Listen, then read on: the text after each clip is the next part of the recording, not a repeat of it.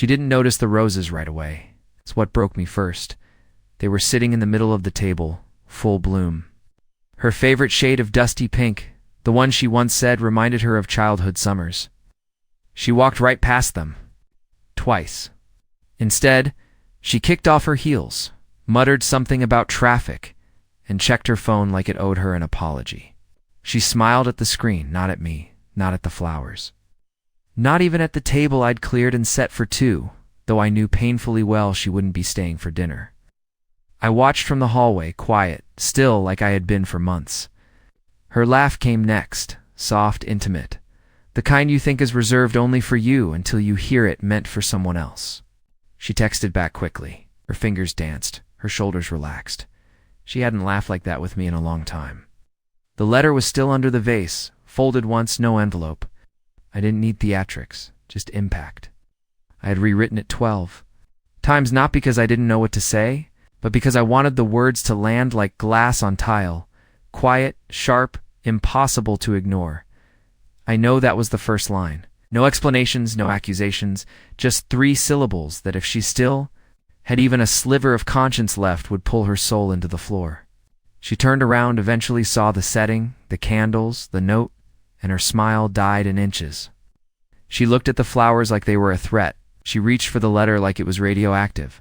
She didn't open it right away, just stood there holding it in 2 fingers, like she was debating whether to read it or run from it. She chose wrong. I watched her read it from behind the kitchen wall. Every line. Her lips stopped moving halfway through. Her eyes scanned faster, then slower, then back to the top. Like she couldn't believe she'd been seen this clearly. Like she was hoping it would end differently the second time, but it didn't. The letter ended with a truth she couldn't argue. You don't get to hurt someone and still be the one who cries. She started crying anyway. That's when I walked in. And I'll tell you what I said in part 2, because it was the only moment in 8. Years where I finally had the last word. She didn't say my name when I stepped into the room. She just clutched the letter like it had heat, like it burned her skin. Her mouth was slightly open, but nothing came out. Her mascara had already started to blur at the corners. She always wore waterproof, but emotions have a way of finding their own chemistry. The silence was so loud I heard the candle flicker. I didn't sit. I didn't ask her why. I didn't scream. I just stood across from her, letting the weight of the moment stay heavy. There's a kind of power in watching someone realize they no longer hold any. She looked at me like she was searching for a version of me that might still be willing to forgive. But I wasn't home anymore. Not really. She finally whispered, "You read my phone?" It was almost comical. That's where she went first. Not, "I'm sorry." Not, "Please, let me explain," bade. But that as if the betrayal could be rearranged, depending on who opened which screen. I leaned slightly against the edge of the chair I never got to sit in that night. No, I didn't need to. You left enough breadcrumbs for a blind man to follow. I said it calmly, not coldly. There's a difference. Her jaw clenched. She was trying to shift the blame, rebuild some kind of emotional leverage. But the floor was gone. She knew it. I nodded toward the letter still in her hands. That wasn't written to make you feel guilty. That was written so I'd remember what dignity sounds like. She opened her mouth again, closed it, took a breath. He doesn't mean anything. It's not like I don't. I said just that one word. Flat. Final. Don't take what you broke and try to measure its size like that changes the damage. She looked like she might sit down. She didn't. Instead, she finally moved the flowers off the table and set the letter down as if handling an object that no longer fit inside her world. She glanced at the scrapbook sitting beneath the roses, one I'd placed there that morning. She hadn't noticed it until now. Her fingers hovered over the edge of the cover. I'd filled it with everything we'd built. Plane tickets, Polaroids, napkins. From the diner in Oregon, where she first told me she loved me, our wedding vow cards taped onto the last page. I'd poured hours into it, not because I wanted praise, but because I believed the past still held weight in the future. Now it just looked like evidence from another life. "I was lonely," she said finally, and I almost laughed. "You were lonely. I sat across from you for months trying to reach someone who already left. I asked, I listened. I even thought maybe it was me. Maybe I wasn't enough. You weren't lonely, Elise. You were just selfish enough to chase comfort and too cowardly to admit you didn't want to fix what we had. Her eyes dropped. It wasn't guilt. It was exposure, a naked truth. I grabbed my keys from the bowl by the door. I won't make a scene. I won't torture things or tell your family, but don't call me. Don't try to explain this with timelines or technicalities. We're past the details now. I walked toward the door. She took a step forward, her hand reaching out like muscle memory. Like reaching for me was once automatic, but she didn't touch me. Maybe she knew it would break her more than it would shake me. Before I left, I turned just enough to let the final words settle into the space she'd made hollow. You made a choice. Just finally believed you. Then I left, not to a friend's couch, not to a hotel. I drove to the old lake house my uncle left me years ago. The one Elise always said smelled like cedar and old regrets. It smelled like freedom now. And I sat there on the dusty porch listening to the sound of wind on the water. It was the first quiet that didn't feel like punishment. The roses are probably still on the table. The letters probably still open. And somewhere in that house filled with everything I thought was sacred. Elise is reading the scrapbook from a man she used to love while texting a man who never had to earn her. And I am finally starting to breathe again. The first night, alone at the lake house, was strange. I thought I'd feel hollow, shattered, but it wasn't that. It was more like the ringing silence after an explosion when everything is still, but you can feel the edges of what just happened vibrating in the air. I didn't unpack. I just left the backpack by the door, opened the windows, and sat cross-legged. On the floor with a mug of something lukewarm I didn't remember making. No TV, no music, just the creaking of old wood and the occasional splash of something in the water outside. The peace wasn't comforting yet, but at least it wasn't sharp. It wasn't until the second night that I made the mistake of opening my email. I knew better, but curiosity wrapped in pain has its own gravity. There were 3 messages from Elise to unread voicemails. One subject line that read, simply, I made a mistake. That was insulting. Mistake is using the wrong detergent, forgetting a birthday, burning dinner, sleeping with someone else for months while lying to my face is a campaign of dishonesty. That's not a mistake. That's a choice. Repeated. I didn't respond. Instead, I did something worse. I scrolled through her social media. It wasn't rage-fooled or obsessive. It was just passive curiosity, the kind you get when you slow down at the scene of an accident, even though you know you shouldn't. Look, I wasn't even logged in, just a quiet digital ghost hovering. The anniversary post was still up, caption from earlier that morning before she found the letter. A filtered photo of our hands holding coffee mugs cropped from a picture I took last year. The caption read, 8 years, countless memories, forever to go.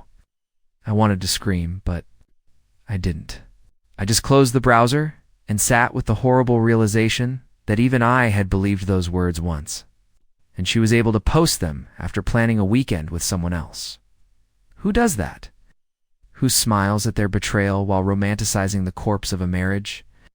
But something told me I hadn't seen the worst of it yet, and I was right. Dawn.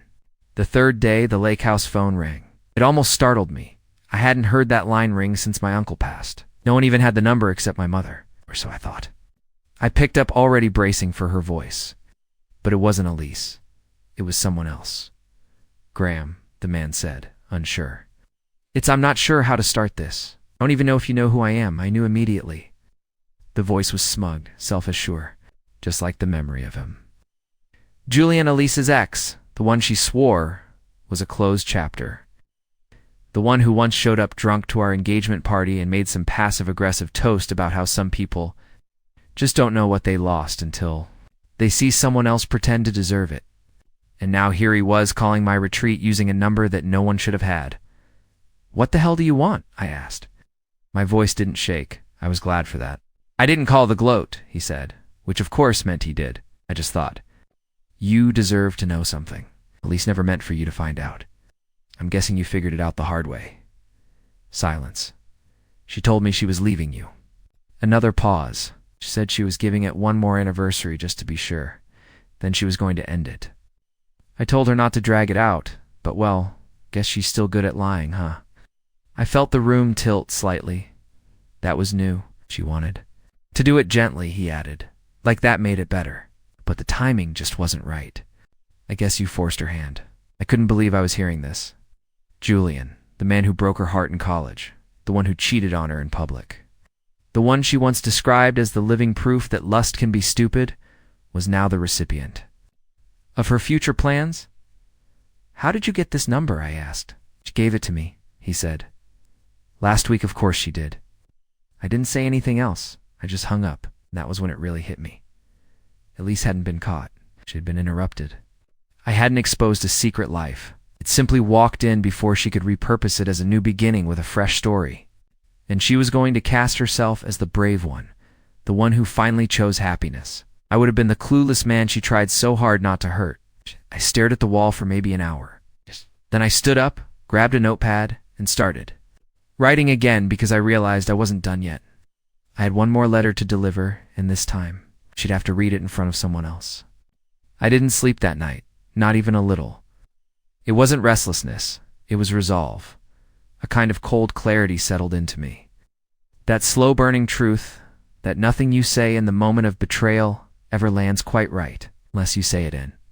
Their moment, Elise had rewritten our story in her mind, painted herself as the one making the brave leap forward while I stayed in the past. So be it. If she wanted to play heroine, then I'd give her the stage and the script. It took me 5 hours. To finish the second letter, not because I didn't know what to say, but because every line needed to cut like honesty does. Deep and bloodless. No theatrics. Just truth so undeniable it wouldn't leave room for excuses. I wrote it in longhand for pages. Every word pressed. Hard enough to bleed through the paper. By the time I finished, my knuckles ached, and I'd torn through 2 pins. This letter wouldn't wait on a dining table. It would be delivered at a place she couldn't escape from. I'd learned from Julian's call that Elise hadn't just planned to leave me. She'd crafted a full narrative in her head. One or I'd be too passive, too stunned, maybe even grateful. She'd let me down gently. It's the kind of story she could tell mutual friends with, just enough sadness in her eyes to sound noble. I refused to let that version exist, so I did something Elise never expected from me. I showed up, and not at our house, not at her workplace. I showed up at her friendship circle. The same group of people she leaned on when she needed to vent about me being distant or too sensitive. The same friends who smiled at me during Koo's dinners. Knowing full well that Elise was sneaking off afterward with someone else, I never blamed them directly. But I knew most of them had suspicions, and not one of them had the spine to speak up. So, I gave them a story they couldn't pretend not to hear. I waited until Friday night. Elise was attending a casual wine thing at her best friend, Malene's townhouse. The kind of event where women wear expensive cardigans and call each other babe unironically. I wore a sweater Elise hated. They said it made me look like a substitute teacher. It felt poetic. I walked in uninvited. Malene opened the door, startled, but too polite to shut it in my face. The room went quiet the second they saw me. Elise had her back to me, laughing, holding a glass of something red. She turned when the silence dragged too long. Her face cracked before her expression could catch up. I didn't make a scene. I didn't yell. I simply nodded at her and held out the envelope. I won't stay, I said loud enough for everyone to hear. I just wanted you to read this here in front of the people who only ever heard your side. You could have heard a pin drop between the clinking glasses. She stared at the envelope like it might explode. I turned around before she could speak and walked out, letting the door close behind me. No storming, no slamming, just absence, controlled, deliberate. I drove 3 blocks, parked, and sat in silence, and I waited. 12 minutes later, the call started. First, it was her friend Christine. I didn't answer. Then Malene. Then a number I didn't recognize. I sat through them all, letting the phone buzz like a dying insect on the passenger seat. Finally, Elise texted, just for words.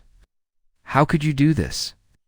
I smiled, not out of malice, but because, for the first time in months, She finally knew what it felt like to be staggered, to be stripped, to be seen. And all I did was hold up a mirror. She wasn't ready for that. But I was just getting started because the next step wouldn't be personal. It would be public. She didn't respond again that night, though. I watched the typing bubble come and go a few times. That in itself was satisfying, knowing she was spinning, pacing, probably clawing for the right combination of words that could make her the victim in all this. But I had pulled the curtain back now. Her audience was wide awake. No amount of charm could stuff the truth back inside the bottle. The second that envelope left my hand, her carefully choreographed exit strategy crumbled. But I wasn't finished. Exposing her to her friends was a controlled burn, a warning shot. Now came the real fracture, one that couldn't be swept under a rug or softened with wine-soaked apologies. We had an anniversary trip planned months before. All this came to light. A weekend retreat at a mountain spa resort 2 hours outside the city. We were supposed to leave Saturday morning. Elise booked the deluxe suite with a forest view. She insisted it would reignite the spark, and I, like a fool, believed her, even paid for half. I canceled my reservation quietly the day after I found out about Julian, but I didn't delete the booking.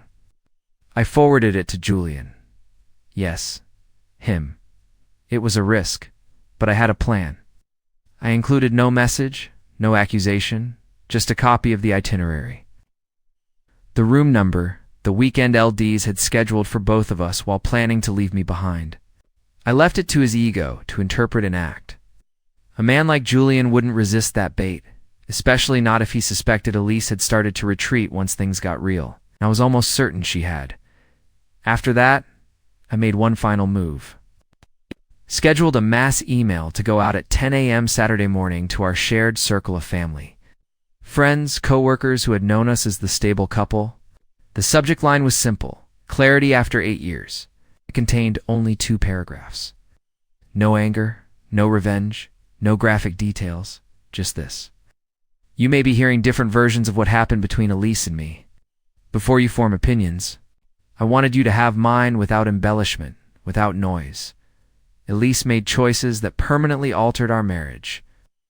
I won't attack her character, but I will protect my own. If you've ever loved us both, I hope you'll show me the same dignity. I've shown her by not asking questions I won't answer. I've said all I needed to say with respect and with finality. Then I hit schedule, closed the laptop, and left the lake house. I didn't go far, just into town, a small diner with vinyl booze and a jukebox that hadn't worked in years. I sat in the corner and ordered pancakes. Something about them felt grounding. I ate slow, staring out the window at the highway where Elise would be driving soon, completely unaware that the walls were closing in. At 10:08 a.m., my phone buzzed once. "Julian, did you mean to send that to me?" I didn't reply. At 10:11 a.m., Elise called. I let it ring. She called again, then again. Finally, she left a voicemail. Her voice was tight, furious, fighting to remain composed. "Graham, I don't know what game you think you're playing, but this is cruel. You had no right to drag him into this. Whatever issues we had, this isn't the way. I tried to be kind. I was going to tell you." She paused. Then her voice cracked. "You've humiliated me. Do you understand that? They're all texting me. My mother called in tears. What do you want from me, Graham? An apology? Closure. Fine. I'm sorry. But don't act like this makes you noble. You're not above this. You just made it worse for everyone." And there it was, the truth in her tone. Not guilt, but embarrassment. She wasn't sorry she betrayed me. She was sorry she got caught in the light. I stepped outside the diner and finally breathed like a man with nothing left to prove. The world didn't change. The sky didn't part. But the tightness in my chest had lessened. For the first time in nearly a year, I didn't feel like a ghost in my own life. That night, I got one last message from her. Single sentence. "I hope someday you realize how much you've destroyed." I almost laughed because she still thought she was the one who lost something. But what she never understood is that you can't destroy someone who's already rebuilt themselves. And it wasn't done rebuilding yet. 3 days after I sent that letter and walked out of Melon's house, I got a message that stopped me mid-step in the middle of a grocery aisle. I had just picked up a box of cereal when my phone buzzed with a name I hadn't seen in over a year. Mara Henderson. If that name doesn't mean anything to you, that's fine. It didn't mean much to me either until I read the message.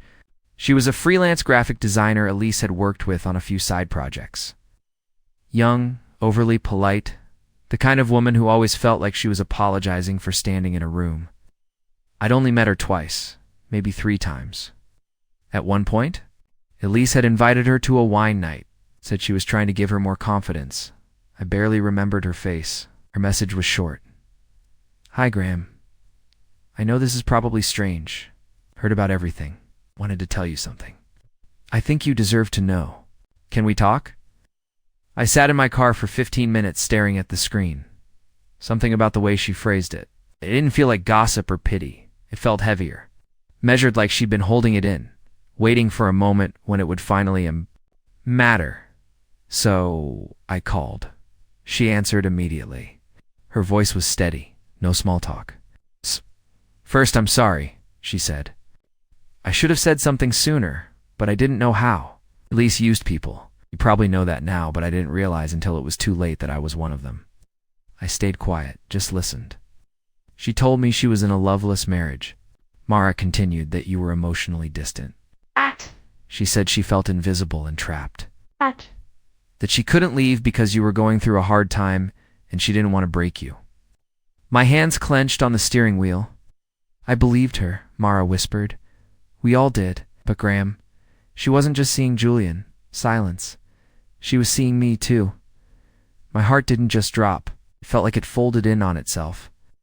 All this time, I had been reconstructing the betrayal in one direction. Straight line, her and Julian. Twisted, humiliating affair, but one with some basic contour, something you could name.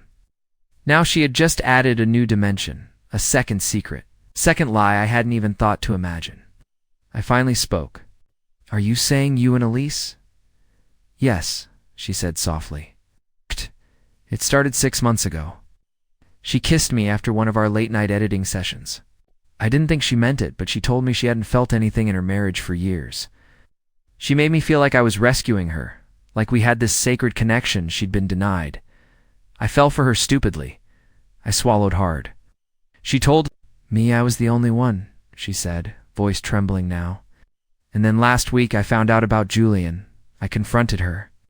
She laughed, said she never promised anything. That I was naive if I thought it was more than an escape. I could feel the air thickening inside the car. My vision blurred. I wasn't angry. Not in the way people think rage feels. This was different. It was like watching the last bit of yourself. You were still defending Di quietly in the corner. Mara continued, voice now, but with tears. I don't want anything from you. Just wanted you to know. I didn't want to carry it around anymore. I'm so sorry. I thanked her, not because I knew how, but because it was all I had left. After the call, I didn't drive home. I didn't drive back to the lake house. I drove to a small cliff overlook about 30 minutes outside town, a place Elise and I once went to Stargazi back when things were still innocent. I sat on the hood of my car and let the sky falling around me. Nothing made sense. The woman I loved wasn't just unfaithful. She was something I couldn't name. Not cruel, not evil, just void. A black hole with a wedding ring. And I wasn't even angry at her anymore. I was angry at the version of myself that spent years explaining away red flags because I thought love meant forgiving too much. I stayed there until sunrise. And when the sun crept up behind the trees, I made one final decision. I was going to file for divorce. But not just that, I was going to file publicly, transparently, with no NDA, no sealed terms, no false amicable separation. Posted on social media, the truth was going to stand unfiltered, because if Elise wanted to dance in the dark, she should have known. Eventually, someone would flip the light on. I didn't wait. The morning after that call with Mara, I drove straight to my attorney's office. I hadn't been in the building since we first met about an old copyright issue years ago. Back then, I joked with the receptionist about how I'd never end up here for something as messy as divorce. That version of me, naive, trusting, patting, His life with love notes and breakfast trays is long gone now. I walked in and said 7 words I never thought would pass through my mouth. It's time. I went out for good. What followed was a blur of paperwork, signatures, and conversations that felt cold and transactional, but necessary. I didn't want revenge. I didn't want to ruin her life. I just wanted to be done with the fiction. Every document I signed felt like another layer of her illusion peeling off me. But the real moment came when I handed my lawyer the letter, not the one from the anniversary, not the one she read. Surrounded by friends who suddenly realized they never knew her. This was a new one, a formal statement attached to the petition. That I request to be public record. I had every right. I wasn't disclosing graphic details. I wasn't naming names, but I was refusing the silence. No NDA, no sugar-coated joint announcement. Just a declaration filed into the system that simply read, "This marriage is ending not because of irreconcilable differences, but because of premeditated deceit, emotional manipulation, and an ongoing, the pattern of infidelity that the respondent has not denied. I have chosen peace, and this is my path to it." I left the courthouse with copies in a plain folder. My hand shook, but my spine didn't. I was finally standing inside the life I was meant to build.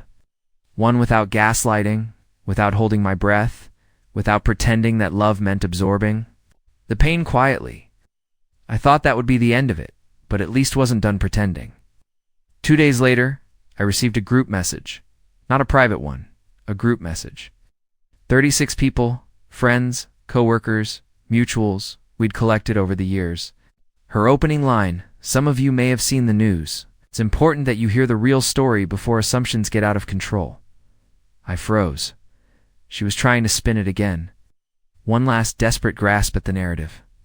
She claimed our split had been mutual, that I was struggling with self-esteem and mental health issues, and that the recent accusations were emotionally charged misunderstandings during a transitional time. She framed me as unstable, not angry, not wounded, unstable. She ended the message with a quote from a therapy book. "Sometimes people leave not because they don't love you, but because they finally love themselves." I stared at the screen for a full minute. She was weaponizing compassion to mass betrayal, using polished, performative language to cover her tracks and paint herself as the brave one, and I could have ignored it. I could have taken the higher road. I didn't, because this wasn't about her anymore. This was about the quiet men like me who never spoke up, who let people assume, let lies harden into reality because it felt polite. So I replied, one message, one time. "Elise, you're right. People should hear the real story. So, I'll let the court records speak for themselves. For anyone who's curious, you can look up case number 4-7-125 in the public filings. Everything's there. No embellishments, just truth. No insults, no rage, just facts. Anchored.com, unflinching." The chat exploded within minutes. Some people left the group. Others messaged me privately apologizing for what they hadn't seen, or what they had but ignored. I didn't answer most of them. Wasn't looking for allies. I didn't need applause. I just needed her to finally feel what it's like when the mask slips and no one offers to hold it up for you. That evening, I got one last voicemail from her. Her voice was quiet, hollow. "I hope you're proud," she whispered. "You ruined me." That's the thing, I didn't ruin her. Just stopped covering for her. And in the silence that followed, I realized something I hadn't felt in years. I wasn't afraid of her anymore. It's been 7 weeks since I walked away from Elise.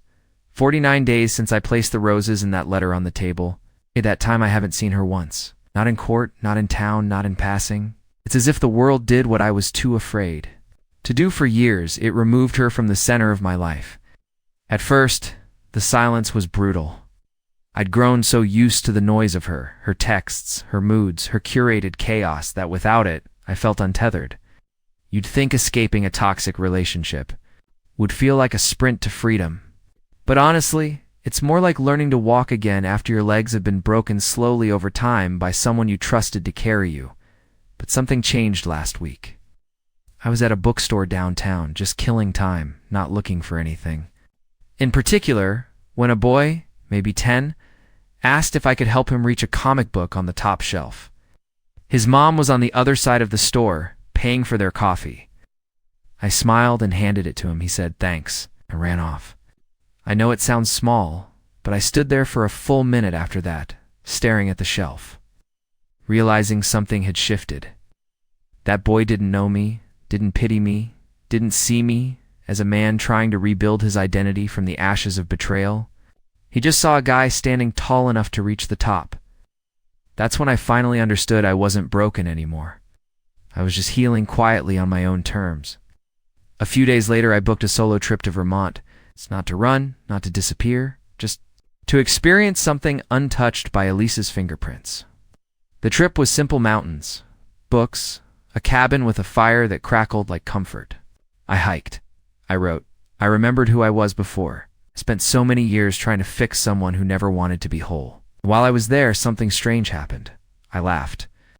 Not that performative chuckle you give people in conversation. A real laugh, loud, unapologetic. I was reading a dumb roadside diner review in a local magazine that said the coffee tasted like regret in a styrofoam cup, and I just lost it.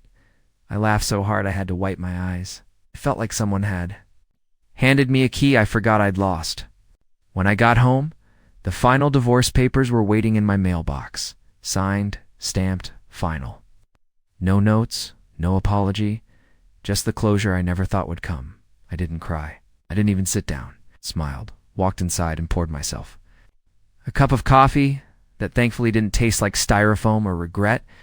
And now I'm not surviving anymore. I'm living. I've joined a local photography group, started running again, reconnected with a few friends I drifted away from. Not because of shame, but because I finally had the space to show up fully. Don't flinch when people ask me what happened. I tell them the truth, but I don't carry it like a weapon anymore. I carry it like armor. As for Elise, I don't think about her much. Sometimes she flickers through my mind like an old movie you don't need to watch again. Familiar, but no longer relevant. I hope she finds whatever it is she was always chasing. I hope she stops confusing drama for depth. But more than that, I hope she learns that you can't love someone fully while keeping escape routes in your back pocket. And me? I'm okay. More than okay. Actually, I'm rebuilding slowly, steadily on ground I know is mine. With people who see me as I am, not as someone to fix or forget, but someone who finally remembered how to stand. So, to the quiet men, too, the ones who feel invisible, to the ones who loved us softly and got blamed for the silence, this part is for you. You're not weak for hoping. You're not foolish for trying. But one day you'll realize the greatest thing you ever did was leave. Before you lost yourself completely.